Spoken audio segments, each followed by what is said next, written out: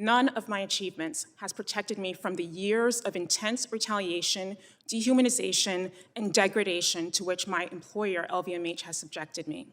In December 2014, I was offered the position of Director Litigation Counsel for the American affiliate of LVMH Moet Hennessy Louis Vuitton, the French conglomerate with brands like Dior, Dom Perignon, Fendi, Givenchy, Veuve Clicquot, and Rihanna's Fenty. I was ecstatic. It was my dream job. My boss, the US General Counsel, wrote, "Andowah reflects the highest degree of honesty and ethics in all she does and handles all matters with a calm demeanor." I was soon promoted to Vice President Legal Affairs. But I was also being sexually harassed.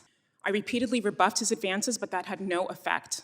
One day, he entered my office with the excuse of hanging artwork. Suddenly, without warning, he lunged towards me, thrusting his pelvic area into my face as I sat at my desk. He pinned his body horizontally on top of mine. I exclaimed in shock while trying to unpin my body from under his. After I was able to stand up, he pretended that he had done nothing wrong despite my protests. This left me constantly agitated and distressed, preoccupied with avoiding the trauma of encountering him. I listened out for the ding of the elevators, avoided the stairwells, or working very late in the office. And when I had to, barricaded myself inside my office to try to feel safe. In the following days, LVMH ignored my verbal and written reports and failed to do anything to stop it. They instructed me to personally confront him despite the concerns I expressed. My supervisors even reported me for confronting him, and then they investigated me. They disregarded my colleague's testimony who had witnessed some of the behavior and confronted him. Company management even went so far to suggest that I should apologize to him.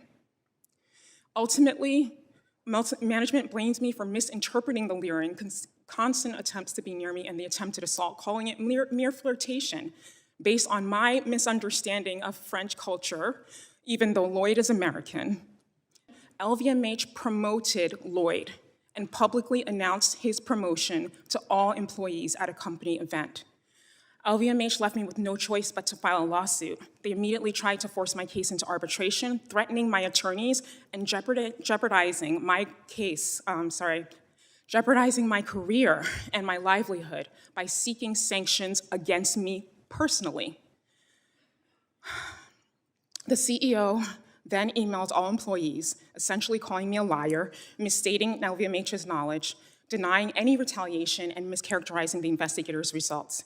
My case is now in forced arbitration, and I have witnessed firsthand some of the numerous ways it is biased and unjust against survivors. Forced arbitration and the power it provides to employers seems to have emboldened LVMH, who ramped up their retaliation, gaslighting me and inferring that the sexual assault and harassment were figments of my imagination. LVMH has been so relentless in forced arbitration that I had to take unpaid medical leave this year due to their personal attacks. By leveraging forced arbitration, LVMH potentially endangered other employees. Had I not filed a complaint, LVMH would have permitted Lloyd and perhaps others like him to continue working there to this day. Because of forced arbitration and confidential settlements, I may never know the extent to which Lloyd sexually sexually assaulted or harassed others, or if LVMH retaliated against others as they did me.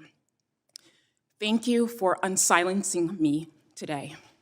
You each stand in a position of far more privilege and power than most Americans could ever dream of. I hope that you use that position to protect us and your loved ones by ending forced arbitration.